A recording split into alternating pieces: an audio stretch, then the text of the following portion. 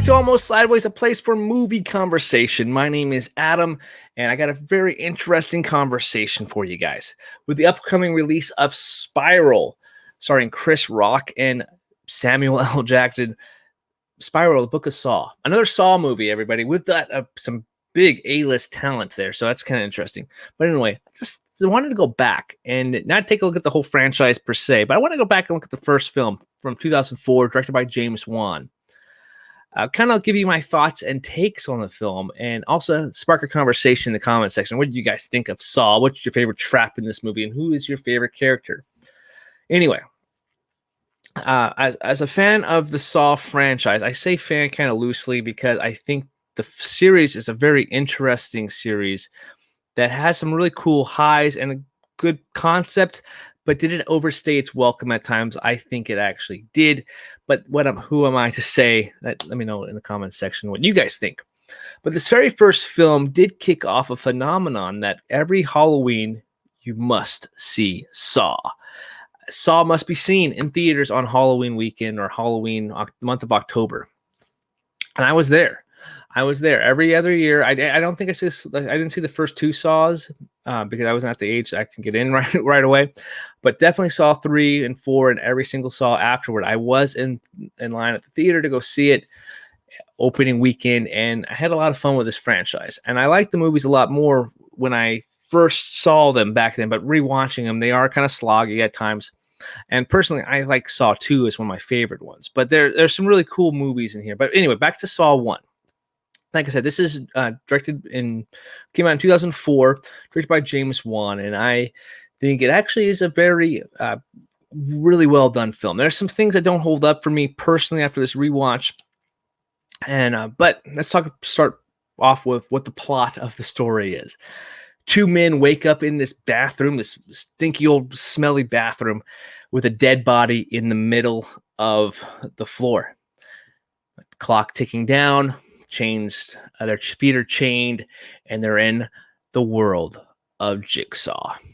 This killer teaches his victims lessons of how to appreciate life. He picks his victims based because they're ungrateful for their life.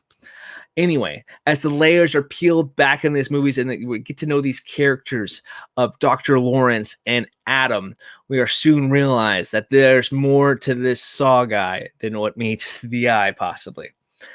That's a really kind of maybe loose interpretation of the synopsis. However, if you're interested in these kind of horror films, I think you should definitely check out the first couple ones. It does get kind of convoluted as the series go on, but it is kind of worth the watch because they're fascinating experiences. This first film here, I think, really kind of stepped up the body horror porn kind of horror type of films, where you could definitely tell that at this time we've clearly moved away from the 90s of the slasher, the revitalization of the slasher genre for horror, and now we're a strict body horror. We get Saw, we get Hostel, we get Wrong Turn, we get countless other I Spit on Your Grave, kind of those body horror films. And this is definitely in that genre of torture porn. And you know, I as a person who went and supported these movies, there was definitely a market for them. This first Saw definitely started off a trend of things at the theater where these horror films would come out quite frequently, make a lot of money, and then kind of disappear. But Saw always kind of remained. Every year it would come out with a new one, and you always wanted to go see what happened. These stories were so intricate, and their storylines, I mean, like I said, convoluted at times, but they always kind of wound up and overplayed each other. And as you're going through even this first film, they're flashbacks and they're trying to overlapping timelines. And so even though the storylines were kind of convoluted, they're all integral and they're all kind of these different timelines and vantage points and I can't think of the word. They're not chronological order. They're kind of just sporadic order, I guess. And even in this first film, I definitely noticed a little bit here and there. Not as much as other films for sure. But what this first film really did well for me, especially after this watch, after several rewatches later, was that it sets up this world pretty dang awesome. It's a grimy, dirty world, and I haven't really felt this grime and dirt in an environment, in a city, in a story for quite a long time. It kind of harkens back to maybe like what David Fincher did with Seven, where just the environment feels dirty. It feels like the killers in these two movies are definitely trying to kind of are part of their environment, part of these cities, part of this grimy world, and they're going to try to rid the evil, ungrateful people out of existence, and teach them a lesson. Maybe I'm looking way too much into that, but that's what kind of I was thinking back this time. Having a character like Dr. Gordon here, played by Cary Elwes, which I just reviewed another film of his earlier this week. I think having a recognizable, aka quote air quotes, recognizable name in there definitely gives the movie a little bit more credibility if it was not just an unknown actor. And also Danny Glover in here too, which also brings more attention to it. James Wan at this time, to my recollection, wasn't a huge name director like we know today. James Wan's names on everything. Aquaman, he's doing those films. He's doing a bunch of other horror projects as well. Even right now, he's producing films and he's passing on the mantles to projects to other directors. James Wan definitely stepped out, and James Wan's directing here is really cool. I liked what he was able to do with the story. It felt self-contained, but also I can see where there was room for future chapters. Of course, hindsight's 2020. I do know there's future chapters there, so maybe I also see that in the story as well.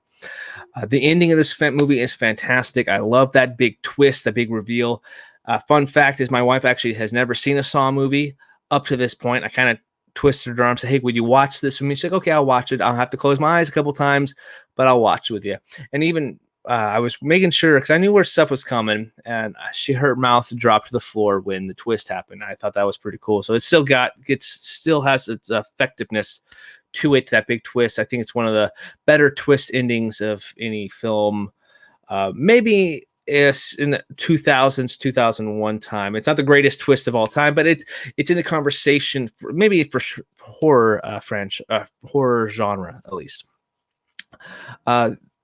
Definitely the traps are really cool. They're not as gory as others, but having the traps and the psychological horror that comes with this genre, I think it was really played well. The bear trap scene alone with Amanda is heart pounding. It's exhilarating. It's something I do not want to see them ever do in the movie series, even though I do know the trap did go off on somebody, multiple people. One person saved themselves. I don't want to spoil it here. I never wanted to see the outcome of what that trap would do because it's so frightening. And then, how would you feel if waking up with a shackle on your leg and maybe having to saw you off your foot? Another thing I'd never want to do. Some of the negatives here is the dialogue is kind of rough at times. It is.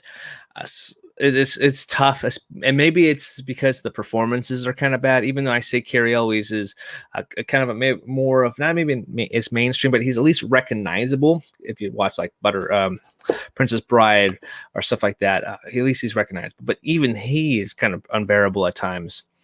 Danny Glover, I think, plays this character pretty well. He plays Detective David Tapp. He loses his partner, and he kind of goes crazy, suspecting Gordon of being this killer.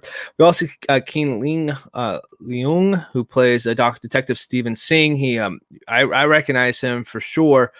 He played in Rush Hour, and he also played in like X-Men and stuff like that too. So I do recognize his face. And Leigh Whannell, who plays Adam here. I definitely remember he's definitely a better director than he is an actor. He is really all over the place. He is kind of unbearable in this movie. So frustrating. And I actually didn't realize that Adam's name was Leigh Whannell until this moment. He's a great director. Go watch Upgrade. Go watch Upgrade. Go watch The Invisible Man. These are movies you should definitely watch. Anyway, Leigh Whannell as an actor, not good. At least in this film, he is really rough, and a lot of his lines, he's like the big wiggy eyes and just kind of like, he's trying way too hard to give this character a personality, and it comes across as annoying. The the middle portions at times when there was no traps really going on and there's some flashback sequences, though entertaining, it definitely felt like a little the movie slowed down a little bit. Even though the film isn't too long, it's only 103 minutes, there was a considerable tone shift where it was chugging along, it was super intense, and then all of a sudden it slowed down, and then it gets picking back up again. I think where they start the realization that maybe Dr. Gordon's family possibly are involved or something is happening with them, that's where it kind of slips a little bit because they start doing more flashbacks there. The flashbacks work a little better maybe in other films because maybe they're planned out a little bit more. But anyway, Saw from 2004, that's kind of all but pros and cons for me. It's a entertaining one. I think they actually do it a little better in Saw 2. Especially knowing where some of the story goes and where it steps up and the twist in that film. Saw 2 is definitely my favorite Saw movie. But this first one is my second favorite one. I think it's because it's the one that started it all and the birther of torture porn. Anyway, came in 2004. But what did you guys think? Does this movie still hold up for you? And are you excited to see Spiral?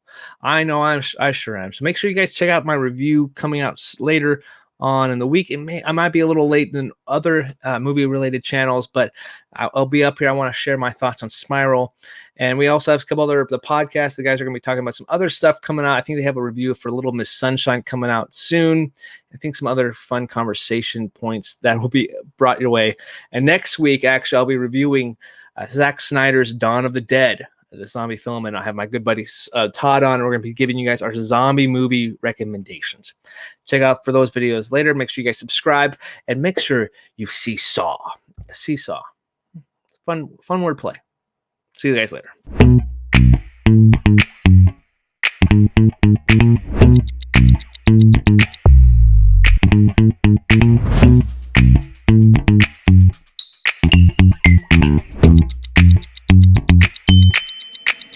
Thank you.